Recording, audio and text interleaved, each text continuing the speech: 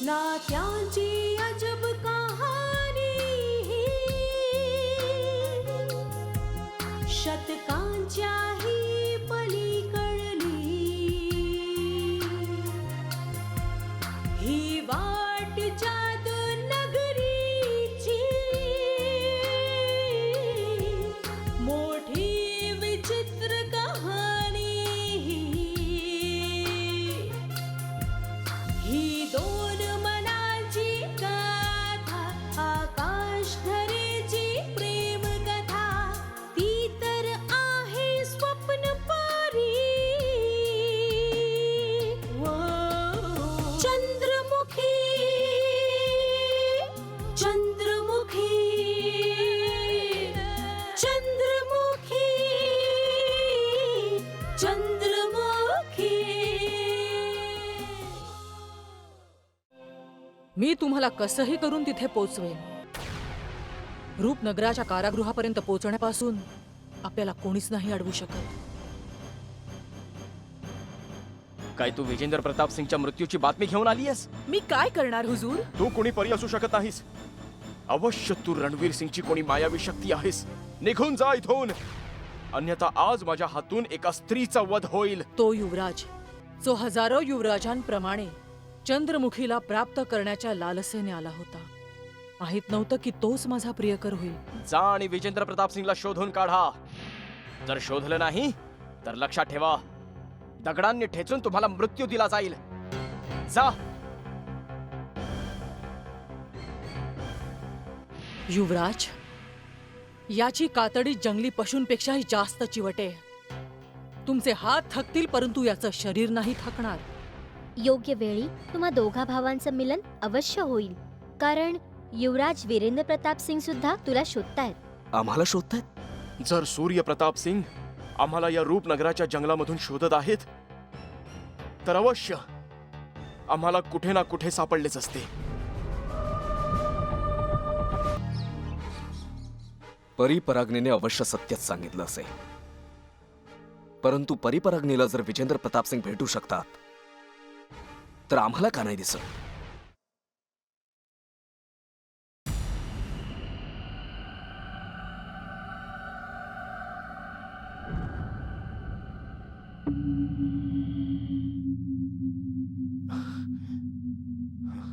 हे आम्ही कोणत्या दिशेला आलो आहोत?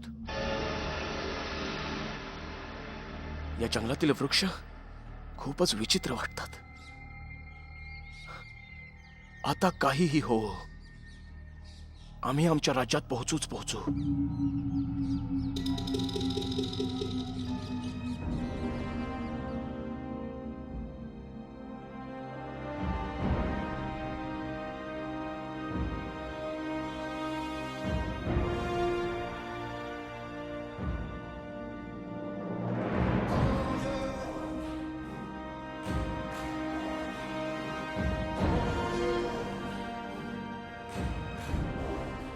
या भयानक जंगलात काय माहित आमचे सूर्यप्रताप कुठे भटकत असतील.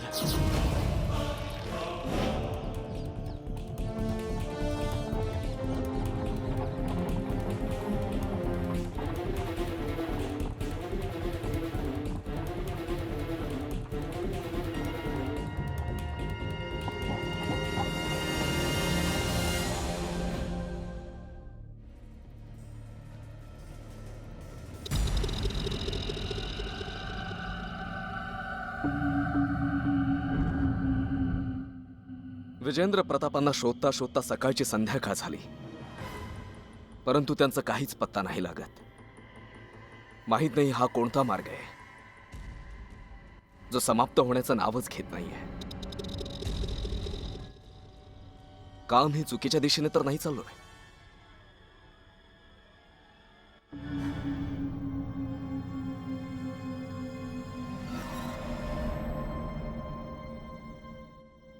जर विजेंद्र प्रताप सिंग या मार्गावरून गेले असते तर ते आम्हाला अवश्य भेटले असते, परंतु दूर दूरवर कोणत्या मनुष्याची चाहूल देखील नाहीये. काय करावं? का आम्ही परत जाऊ?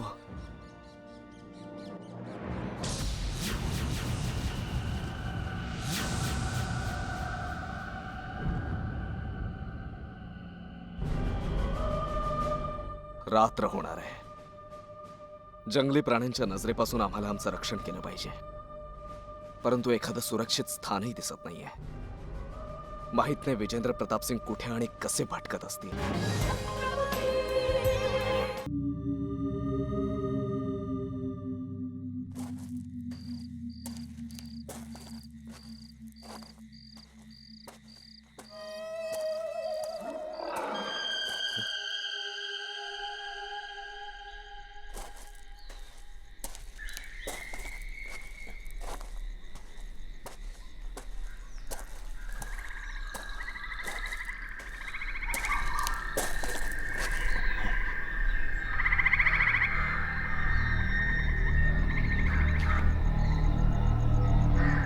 अंधार खूपच वाढत चाललाय.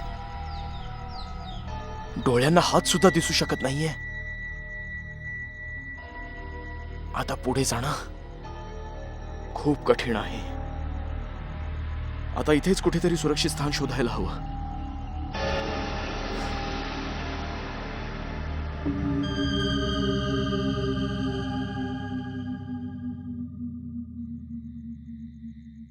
या वृक्षाखाली आम्ही सुरक्षित राहू.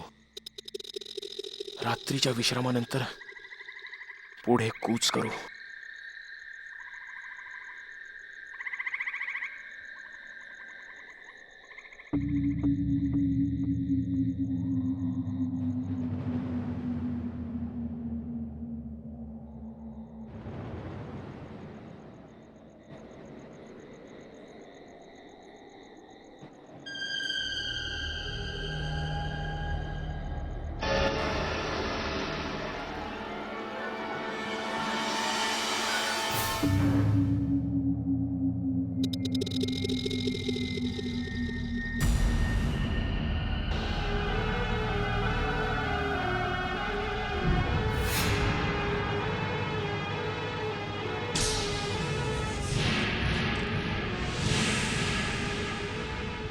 पुंगीचा आवाज या भयानक जंगलात रात्रीच्या अंधारात. हा कसला ध्वनी ऐकू येतोय?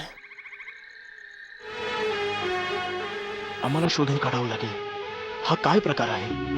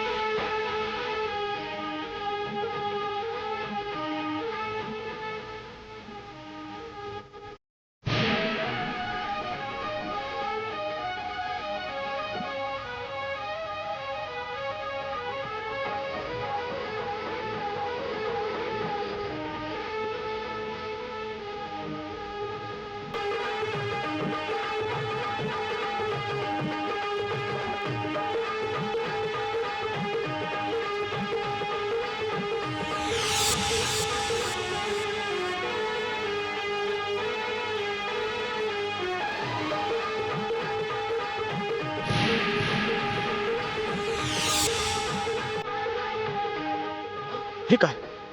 इच्छाधारी नाग नागिन?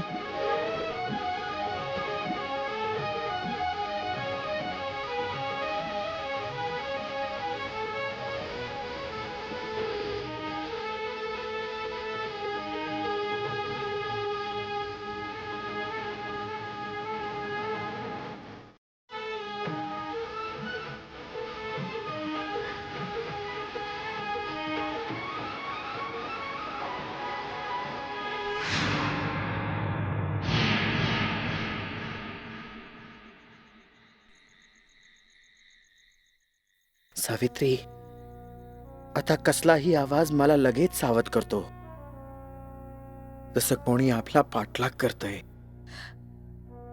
तुम्ही अगदी बरोबर बोलता आहात.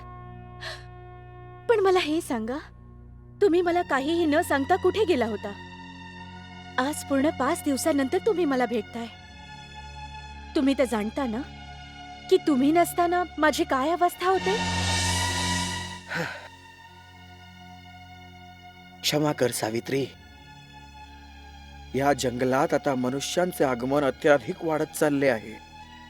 जर मनुष्य असेच आपल्या जंगलाच्या दिशेने येत राहतील तर एक दिवस आपण सगळे संकटात येऊ.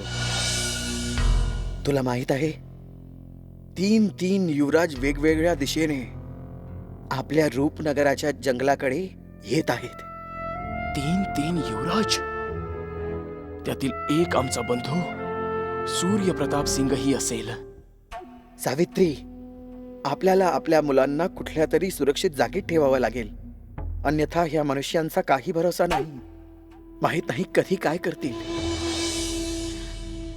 तुम्ही मनुष्यांची चिंता नका करू. जर कोणी मनुष्याने आपल्या मुलांना इजा पोचवण्याचा प्रयत्न केला तर मी माझं संपूर्ण विष काढून त्याला तिथेच समाप्त करेन. आणि तसेही कोणीही मनुष्य आपल्या मुलांपर्यंत पोचूच शकत नाही, कारण मनुष्याचा गंध येताच मी त्यांचा पाठलाग करून त्यांना अगदी कायमची मृत्यूची निद्रा देईन. सावित्री, काल रात्री एक युवराज उत्तर पर्वताच्या जंगलात नागांच्या निवासस्थानाजवळ विश्राम करत होता. नागांच्या निवासस्थानाजवळ विश्राम? याचा अर्थ हा झाला की सर्व नागांनी मिळून त्या युवराजाच्या शरीरावर आपले विष दंत रुतवले असतील. नाही, तो युवराज भाग्यशाली होता. नागांना तो युवराज दुसऱ्या मनुष्यांपेक्षा चांगला वाटला, त्यामुळे त्यांनी त्याला जिवंत जाऊ दिलं. कदाचित हे नाग-नागिन आमच्याविषयी तर नाही बोलत ना? काही दिवसांपूर्वी पुरातन मंदिराजवळ मी सुद्धा एका युवराजाला पाहिलं, परंतु त्या युवराजाच्या शरीरातून अर्ध पशु आणि अर्ध्या मनुष्याचा गंध येत होता. हे तू काय बोलतेस? अर्धा पशु आणि अर्धा मनुष्याचा गंध? हे तर खूप विचित्र आहे. यापेक्षा विचित्र मी आणखी एक घटना पाहिली. त्या अमावस्येच्या काळ्या रात्री बघता बघता तो मनुष्य पशुमध्ये परावर्तित झाला पशु आणि म्हणजे? त्याने पशुचे रूप धारण करताच एका मनुष्याला समाप्त केलं. मला वाटलं कदाचित तो आपल्याच जातीचा आहे, म्हणून मी त्याला जाऊ दिलं. सावित्री, तू त्या युवराजाबद्दल बोलत आहेस. तो युवराज जो दुर्गेश्वरी बरोबर राहत होता.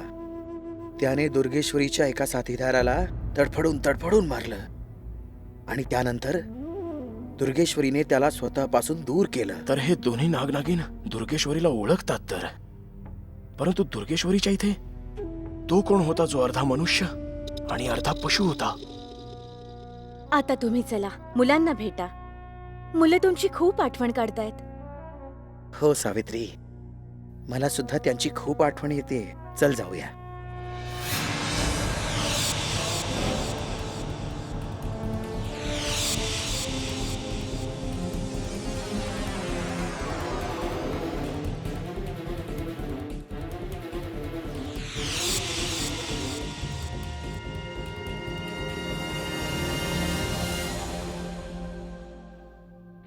या जंगलात अगदी प्रथमच 2 भल्या आत्म्यांचं दर्शन झालं. आम्हाला पूर्ण विश्वास आहे की जर आमची यांच्याशी मैत्री झाली तर हे आमची दुर्गेश्वरी किंवा सूर्यप्रतापशी भेट घडवतील.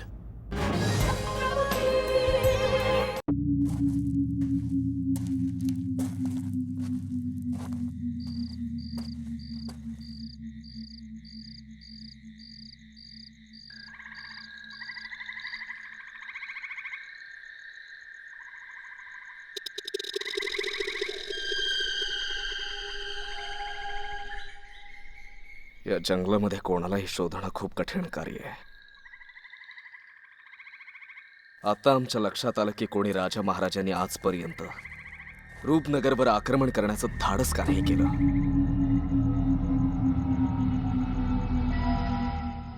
दूर दूरवर रात्रीच्या अंधकारामध्ये भयान शांततेव्यतिरिक्त काहीच दिसत नाहीये.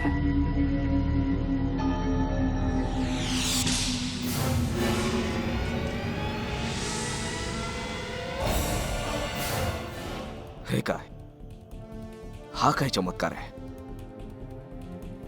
रात्रीच्या अंधारात मशाल घेऊन कोणता विचित्र प्राणी येतोय?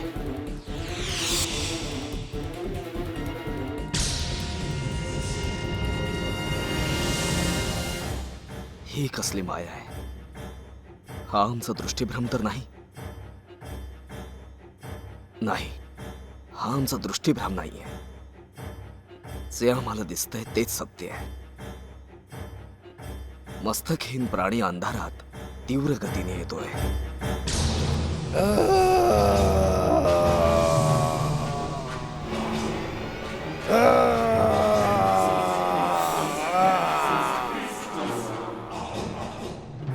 एवढा भयानक प्राणी, काय माहित मनुष्य आहे की वाईट आत्मा?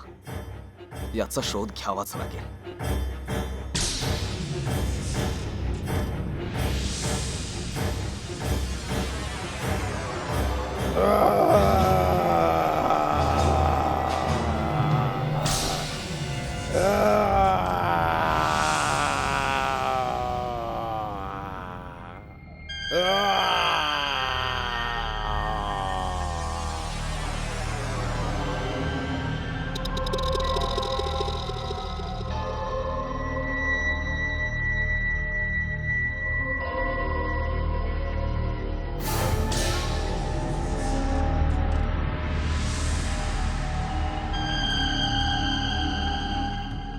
लाल माठांचा वृक्ष, आता याचं काय रहस्य असेल? जीवनात प्रथमच एवढा भयानक वृक्ष पाहिलाय.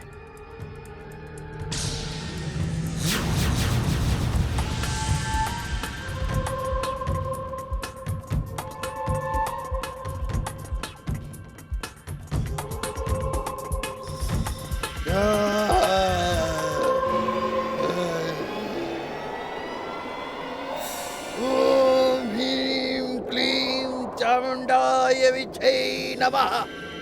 ओम ह्रीं क्लीं चामुंडाय विच्चे नमः.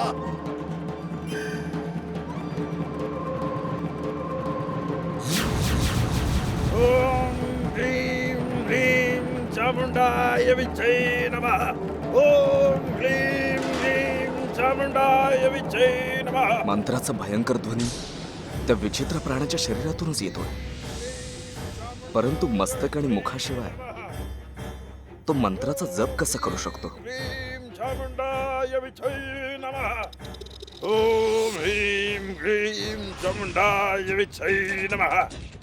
ओम ह्रीं क्लीं चामुंडाय विच्चे नमः. ओम ह्रीं क्लीं चामुंडाय विच्चे नमः. ओम ह्रीं क्लीं चामुंडाय विच्चे नमः. ओम ह्रीं क्लीं चामुंडाय विच्चे नमः. ओम ह्रीं क्लीं चामुंडाय विच्चे नमः. ओम ह्रीं क्लीं चामुंडाय विच्चे नमः. ओम ह्रीं क्लीं चामुंडाय विच्चे नमः. ओम ह्रीं क्लीं चामुंडाय विच्चे नमः. ओम ह्रीं क्लीं चामुंडाय विच्चे नमः. कदाचित मस्तकहीन कुणा तांत्रिकाचा आत्मा असावा. मंत्र साधनेत लीन असताना कुणा शत्रूने याचा शीर कापला असेल. ओम ह्रीं क्लीं चामुंडाय विच्चे नमः. ओम ह्रीं क्लीं चामुंडाय विच्चे नमः.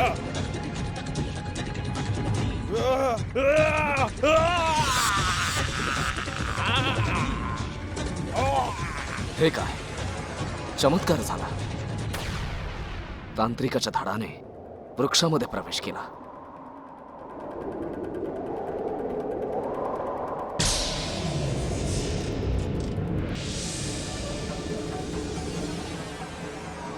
हे काय? वृक्षाचं मस्तक झालं. आज या भयानक जंगलाचं हे रूप देखील पाहिलं. कोणतीही विचित्र घटना घडण्यापूर्वी आम्हाला हे स्थान सोडलं पाहिजे.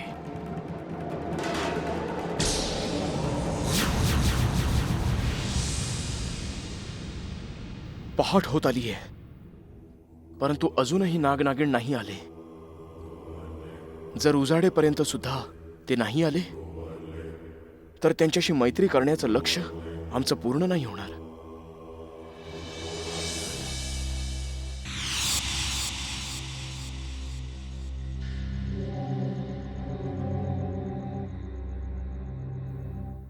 ठीक आहे सावित्री, मी तुझा निरोप घेतो. मुलांची काळजी घे. नक्कीच घेईन. परंतु परंतु माझी एक तुम्हाला विनंती आहे. विनंती? कसली विनंती? जर तुम्ही आज थांबला असता तर मला खूप बरं वाटलं असतं. आणि आज तसंही माझं मन खूप बेचैन आहे. सावित्री, जर मी थांबू शकलो असतो तर मलाही खूप बरं वाटलं असतं. परंतु मला रूपनगराच्या जंगलाच्या सीमेपर्यंत जाणं अति आवश्यक आहे. कारण राजकुमारी चंद्रमुखीला मिळवण्यासाठी तिथे अनेक राजकुमार आपल्या जंगलाच्या सीमेत प्रवेश करू पाहत आहेत. सावित्री, ह्या मनुष्यांपासून आपण नेहमी सावध राहायला हवं. म्हणून मी त्यांच्यावर दृष्टी ठेवून आहे. न जाणो आपल्या मुलांवर काही संकट ओढवेल. ठीक आहे, तर मी तुम्हाला नाही अडवणार. परंतु परंतु तुम्ही मला अधिक प्रतीक्षा करायला लावू नका. तुम्हाला तर माहिती आहे ना, तुमच्या जाण्यानंतर मला तुमची किती चिंता वाटते. आणि मग माहित नाही कधी कोणत्या मनुष्याने तुम्हाला इजा पोचवण्याचा प्रयत्न केला तर. सावित्री, कोणताही मनुष्य तुझ्या शिवाचं काहीही वाकडं करू शकत नाही. मी माझ्या रक्षणासाठी समर्थ आहे. काही दिवसातच मी नक्की परत येईन. काळजी घे स्वतःची. बघ,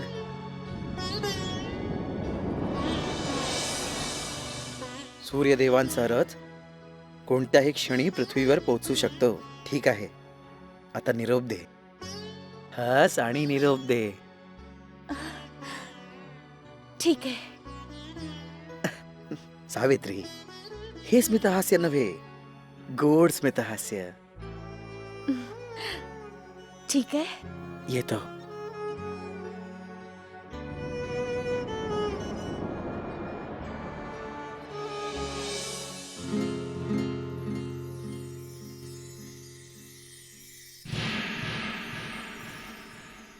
हे काय? तो नाग बनून चाललाय आणि ती नागिण स्त्रीच्या रूपात तिथेच उभी राहून काय करतीये?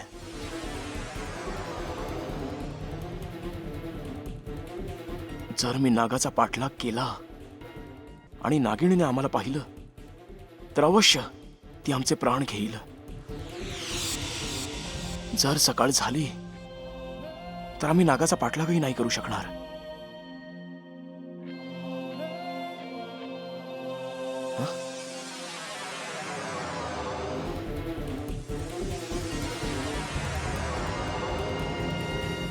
हे काय? बघता बघता ही नागिण गायब झाली. चांगलीच वेळ आहे. नाग अजून अधिक दूर गेला नसेल. जर आम्ही त्याच्यापर्यंत पोहोचलो आणि त्याला आम्ही आमची व्यथा सांगितली तर तो अवश्य आमची सहायता करेल.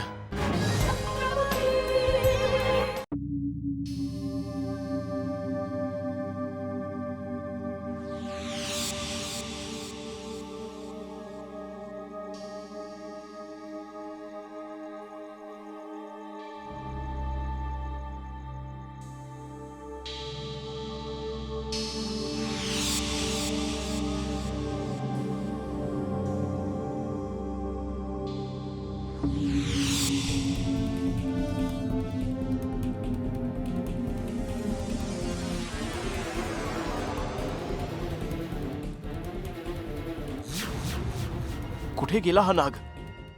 माहित नाही. हा कुठे गायब झाला? विजेंद्र प्रताप सिंग अजूनही रूपनगराच्या सीमेच्या आतच आहे. तरीही परमवीर सिंग अजूनपर्यंत त्याला बंदी बनवून परत का नाही आला? आम्ही परमवीर सिंगची प्रतीक्षा करून करून थकलो आहोत. त्याची काही सूचना का नाही मिळत? क्षमा करा हुजूर. हुजूर, विजेंद्र प्रतापांना पकडणं तुम्ही जेवढं सोपं समजता ते तेवढंच कठीण काम आहे. कारण जो बंदी एकटाच आपल्या कारागृहातून पळून जाऊ शकतो तो भला एवढ्या शीघ्रतेने कसा पकडला जाऊ शकतो? फेकडासारखं बोलणं बंद कर जयचंद. विजेंद्र प्रताप सिंग परमवीर सिंगाच्या धाडसासमोर टिकूच शकत नाही. परमवीर सिंग साठी विजेंद्र प्रतापला पकडणं तेवढंच सोपं आहे जेवढं एका मांजरासाठी उंदराला पकडणं. नाही हुजूर, दुर्गेश्वरीने परमवीर सिंगांना बंदी बनवलंय. नाही, हे कदापि शक्य नाही. क्षमा करा हुजूर, असंच घडलंय. निशाचरी कधीच आपल्याला खोटी सूचना देऊ शकत नाही. जर हे सत्य आहे तर आम्ही दुर्गेश्वरीच्या तळाला आग लावू, तिला आणि तिच्या साथीदारांना अग्नीला भेट देऊ. जर आपण असं केलं तर परमवीर सिंग सुद्धा त्याच अग्नीत तडफडतील हुजूर. नाही, अग्नी तर काय, मृत्यू सुद्धा आमच्या भावाचे काहीही बिघडवू शकत नाही. दुर्गेश्वरीने आमच्या भावाला बंदी बनवून आम्हाला आव्हान दिलं आहे. तिच्या आव्हानाचं उत्तर आम्ही आमच्या तलवारीनेच देऊ. नाही हुजूर, आता ही वेळ अनुकूल नाही. एकदा परमवीर सिंग स्वतंत्र होऊ दे, त्यानंतर तुम्हाला वाटेल ते करा. दुर्गेश्वरीला वाटतंय की विजेंद्र प्रताप सिंगला तुम्ही तिला परत करावं. त्या बदल्यात ती परमवीर सिंगांना तुमच्या हवाली करू शकते. आम्ही तिला विजेंद्र प्रताप सिंग नाही तर त्याचे शव देऊ. आजच रात्री आम्ही तिच्या तळावर आक्रमण करू. तिला कायमची मृत्यूची निद्रा देऊन परमवीर सिंगांना स्वतंत्र करू आणि महालामध्ये पोहोचवू. जयचंद, आमच्या सैनिकांना आक्रमणाची तयारी करायला सांगा. नाही हुजूर, असं कधीच करू नका. जर तुम्ही दुर्गेश्वरीच्या तळावर आक्रमण करण्याची चूक केली तर अनर्थ होईल. अनर्थ? कसला अनर्थ? क्षमा करा हुजूर, दुर्गेश्वरीच्या तळावर बंदी बनवलेल्या परमवीर सिंगांवर दिवस रात्र कडक पहारा असतो आणि दुर्गेश्वरीचे गुप्तचर सुद्धा दूर दूरवर पसरलेत. तुम्ही जसे जंगलात प्रवेश कराल तसं गुप्तचरांना माहिती होईल आणि दुर्गेश्वरी सतर्क होऊन उलट आपल्यावरच आक्रमण करेल. जर असं झालं तर विनाशाशिवाय काहीच उरणार नाही. निशाचरी ठीक बोलत आहे हुजूर. ही लढाई बळाची नाही तर बुद्धिमत्तेची आहे. दुर्गेश्वरीचा शक्तीने प्रभाव करणं मूर्खता असेल. कारण परमवीर सिंग तिच्या तावडीत असेल. थोडीशी सुद्धा चूक त्याच्या प्राणांची आहुती घेईल. यामुळे दुर्गेश्वरीला बुद्धी आणि षडयंत्राच्या तलवारीनेच हरवणं श्रेष्ठ असेल. जर तुम्हा दोघांची हीच इच्छा आहे तर ठीक आहे, परंतु लक्षात ठेवा, परमवीर सिंगांना स्वतंत्र केल्यानंतर आम्ही दुर्गेश्वरीला समाप्त करू. रणवीर सिंगाच्या छातीमध्ये दुर्गेश्वरीने जी आग लावली आहे तिला आम्ही तिच्याच रक्ताने शांत करू. आपली इच्छा अवश्य पूर्ण होईल हुजूर, परंतु यावेळी आम्हाला परमवीर सिंगांना स्वतंत्र करण्यासाठी केलेल्या योजनेवर तत्काळ अंमल करायला हवा हुजूर. जर उशीर झाला तर आपल्यालाच हानी पोहोचेल. योजना तयार आहे.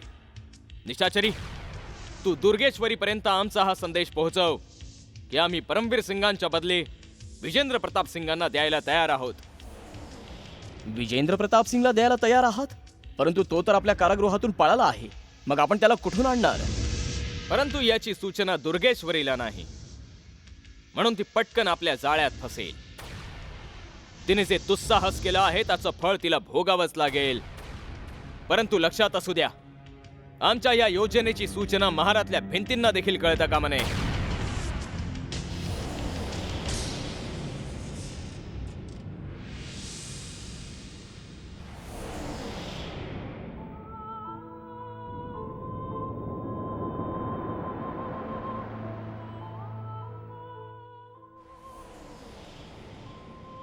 हुजूर, हुजूर, आपण असे घाईघाईने कुठे चाललात? मी केव्हापासून तुम्हाला शोधतेय. आम्हाला शोधतेस? परंतु का? सांगते हुजूर, सगळं सांगते. तुम्हाला भलेही माझी चिंता नसेल, पण मला तर तुमची चिंता करावी लागते ना. पहा कलावती, या व्यर्थ बोलण्याने आमचा वेळ वाया घालवू नकोस. शीघ्र बोल, काय बोलायचे आहे ते. मला हे सांगायचंय की तुमच्यासाठी एक खूप वाईट बातमी आहे, पण समजत नाहीये की की तुम्हाला सांगू तरी कशी. आमच्यासाठी वाईट सूचना आहे, परंतु काय? सांगते हुजूर, पण तुम्ही माझ्यावर एवढे क्रोधित का होताय? मी तर आपल्या भल्याचंच बोलतेय ना. तर बातमी अशी आहे की आपले बंधू परमवीर सिंगांना डाकू दुर्गेश्वरीने तिचा बंदी बनवलंय. काय? हो हुजूर, मला आत्ताच तर आपल्या गुप्तहेरांकडून ही दुःखद बातमी मिळाली आहे. काय तुम्हाला माहित नाही? कलावतीला ही कोणी सूचना दिली असेल? कोणीतरी विषारी साप आहे जो आमच्याशी कपट करतोय. कोण असू शकतो हा? हुजूर, हं? तुम्ही तर घोर चिंतेत पडलात. मला माहित होतं की तुम्हाला ही बातमी मिळताच तुम्हाला मोठा धक्का बसेल. भावाला भावाची चिंता नाही वाटणार तर मग भले कुणाला वाटणार? मी बरोबर बोलतेय ना हुजूर? मला माहित होतं की ही बातमी मिळताच तुमची बोलती बंद होईल आणि ज्याची भीती होती तेच घडलं. कोण आहे तो? कोण आहे तो जो आमच्या सर्व गुप्त सूचना आणून तुला देतो? बस एक वेळ आम्हाला त्याचं नाव सांग कलावती, मग बघ आम्ही कसं त्याचं मस्तक त्याच्या शरीरापासून वेगळं करतो ते. असंच काहीसं लुटारू दुर्गेश्वरी पण म्हणत होती. ती म्हणत होती जर तुम्ही वीरेंद्र प्रताप सिंगला तिला नाही सोपवलं तर ती तुमचा परमप्रिय भाऊ परमवीर सिंगाचं मस्तक त्याच्या धडापासून वेगळं करेल. कलावती, जर तू स्त्री नसतीस तर आम्ही आता तुझे प्राण घेतले असते. तू महालातलं आपलं स्थान विसरायला लागलीयस. आपल्या मर्यादेत राहा, अन्यथा तुला खूप पश्चाताप करावा लागेल. कुणाला पश्चाताप सहन करावा लागेल? तुम्हाला की मला? तुम्ही हे नका विसरू की आता या महालात तुमचं स्थान कुठल्या मंत्र्याचं नाहीये तर एका साधारण मनुष्याचं आहे. आणि तुम्ही असं नका समजू की ही अनाथ कलावती निर्बल आहे. जर तुम्ही मला घाबरवण्याचा प्रयत्न केलात तर खूप वाईट परिणाम होतील. कलावती, दूर हो आमच्या दृष्टीपासून, अन्यथा आमच्या हातून अनर्थ घडेल. वा हुजूर वा, सुंभ जळला तरी पीळ नाही गेला. ज्या माणसाचं मंत्रीपद काढून घेतलं गेलंय, ज्याच्या सर्व शक्तींवर अंकुश लावला गेलाय, तो अजूनही राजाप्रमाणे नखरे दाखवतोय. खरं सांगायचं तर मला तुमच्यावर दया येतेय, परंतु तुम्ही दयेच नाही तर घृणेस पात्र आहात. आजपासून आपली मर्यादा ओळखून राहा हुजूर. जर सीमेपुढे एकही पाऊल टाकण्याचा प्रयत्न केलात तर स्वतःचे हात पोळून घ्याल. सांभाळून राहा. येते मी.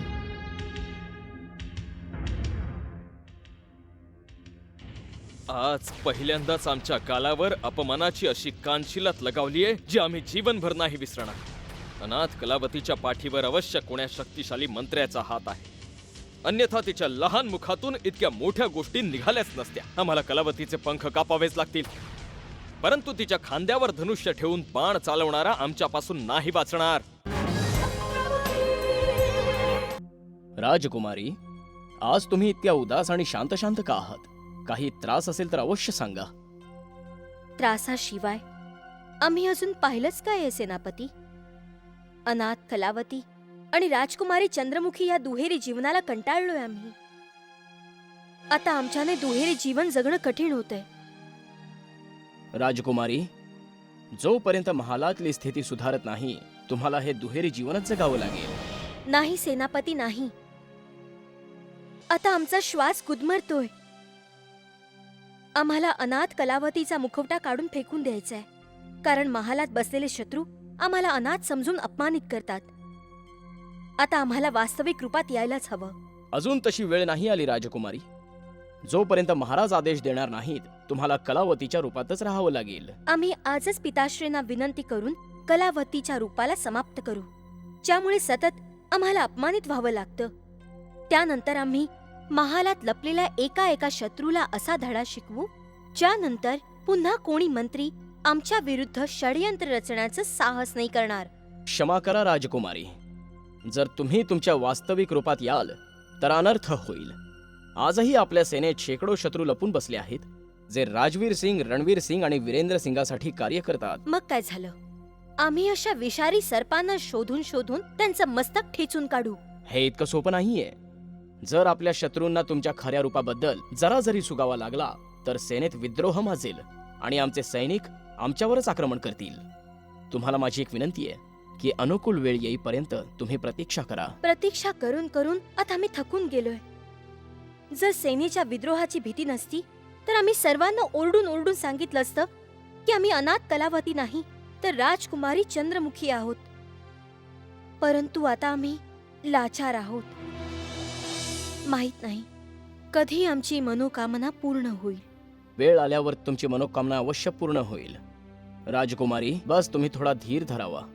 ईश्वराच्या घरी उशीर आहे, पण अंधार नाही. राजकुमारी, बघा, एक दिवस आपले शत्रू त्याच अग्नीत जळून भस्म होतील जी आग त्यांनी आपल्यासाठी लावली आहे. तुमचे बोलणे ऐकून मनावरचा भार अवश्य हलका झालाय. परंतु जोपर्यंत आम्ही रणवीर सिंगाला धडा नाही शिकवत, आमच्या मनाचे समाधान नाही होणार. बघूया रणवीर सिंग आता पुढचे कोणते षडयंत्र रचतोय. आज एका तुच्छ दासीने आमचा अपमान केला आहे, जो आम्ही जीवनभर विसरणार नाही. तिने आमच्या दुखत्या नसेवर हात ठेवून जसे आम्हाला झोपेतून उठवलं आहे. मंत्रिपद जाताच या तुच्छ दासीने आम्हाला खरे खोटे सुनावले आणि आम्ही काही करू शकलो नाही. नाही, हा रणवीर सिंग असा मोठा अपमान नाही सहन करणार.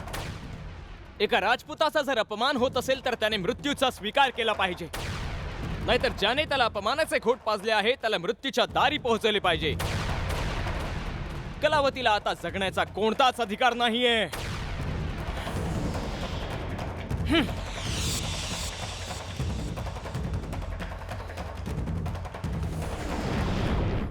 हुजूर, आपण इतके रागत का आहात? त्या तुच्छ कलावतीने आमच्या क्रोधाला जागवले आहे जयचंद, म्हणून आज आम्ही तिचा वध करणार आहोत.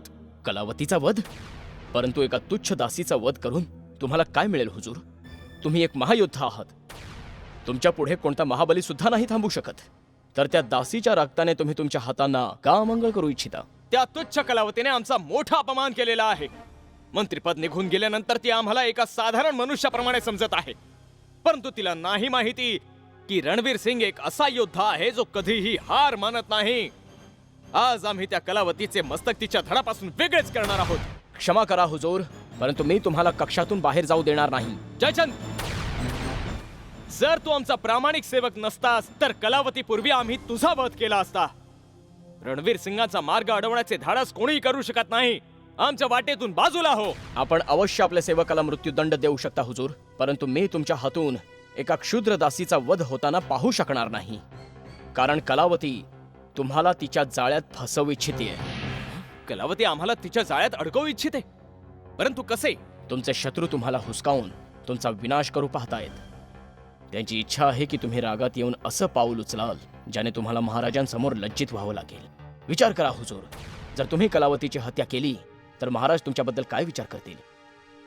कलावतीला प्याद बनवून कोणी पाठीमागून चाल खेळत आहे हुजूर, म्हणून तुम्ही तुमच्या क्रोधाचा त्याग करा. जर तुम्ही शत्रूंच्या जाळ्यात फसला तर आपलं पतन निश्चित आहे. तू ठीक बोलतो आहेस जयचंद. जर आम्ही आज आवेशामध्ये येऊन कलावतीला मृत्यूच्या दारी पोहोचवले असते तर अनर्थ झाला असता. कदाचित या महालात राहणंही कठीण झालं असतं. तुमचे शत्रू तर इच्छित आहेत की तुम्ही या महालात राहू नये. म्हणून हुजूर, तुम्ही कलावतीच्या अपमानाचं उत्तर तलवारीने नाही तर तुम्ही स्वतःच्या खेळीने द्या. खेळी? कोणती खेळी? एक अशी खेळी खेळा ज्यामुळे एकाच झटक्यात तुमचे सारे शत्रू धुळीस मिळतील. एक असा उपाय शोधा ज्यामुळे सापही मरेल आणि काठीही नाही तुटणार. आता आम्ही अशीच खेळी खेळू की आमचा कोणता शत्रू ती ओळखू शकणार नाही. तू बघ जयचंद, आमचे सर्व शत्रू त्यांच्याच खेळीमध्ये फसून झटपटून त्यांचे प्राण त्यागून देतील. महामहिम, मी सत्य बोलतोय. कलावती रणवीर सिंग सारख्या योद्ध्यावर भारी पडली. माझ्यावर विश्वास ठेवा. रणवीर सिंगाची जशी बोलतीच बंद झाली होती. नागराज, तू मदिरा पिऊन आला आहेस असं वाटतं. तुझी चेतना विलुप्त झाली आहे. जर तुझं मस्तक चांगल्या तऱ्हेनं काम करत असतं तर तू अशा मूर्खासारख्या गोष्टी केल्या नसत्या. माहित आहे की तू त्या रणवीर सिंगाबद्दल बोलत आहे जो एक महायोद्धा आहे. असा महायोद्धा ज्याला मोठमोठे महावीर सुद्धा हरवू शकले नाहीत. त्याला एक शूद्र दासी कलावती कशी हरवू शकते? महामहिम, मी तुमच्याशी खोटं बोलूच शकत नाही. तुमचा हा सेवक पूर्ण चेतनेमध्ये आहे आणि जे मी तुम्हाला बोललो ते सत्य आहे. परंतु असं कसं शक्य आहे? एक शक्तिशाली पर्वत कोसळून शिळा नाही बनवू शकत. ज्या रणवीर सिंगला त्याच्या समोर सारं रूपनगर तुच्छ वाटतं त्याला एका शूद्र दासीने कशी काय मात दिली? जर असं असेल तर रणवीर सिंगची कुंडली बदलली. महामहिम, कुंडली बरोबरच रणवीर सिंगची नक्षत्र सुद्धा बदलली आहेत आणि वेगळ्या दिशेला चालू लागली आहे. साऱ्या महालात एकच चर्चा होत आहे, एकच चर्चा की कलावतीने रणवीर सिंगाला खाली पाडून त्याचा अपमान केला आहे. सगळे कर्मचारी आश्चर्यचकित आहेत की एका वाघाने गायीची लात कशी काय खाल्ली. ह्याचं तात्पर्य हे आहे की कलावतीच्या मागे कोणा शक्तिशाली व्यक्तीचा हात आहे. अन्यथा रणवीर सिंगासमोर गुरगुरण्याचे साहस तिने कधी केलं नसतं. महामहिम, तुम्ही तर जसे माझ्या मुखातले शब्दच काढून घेतले.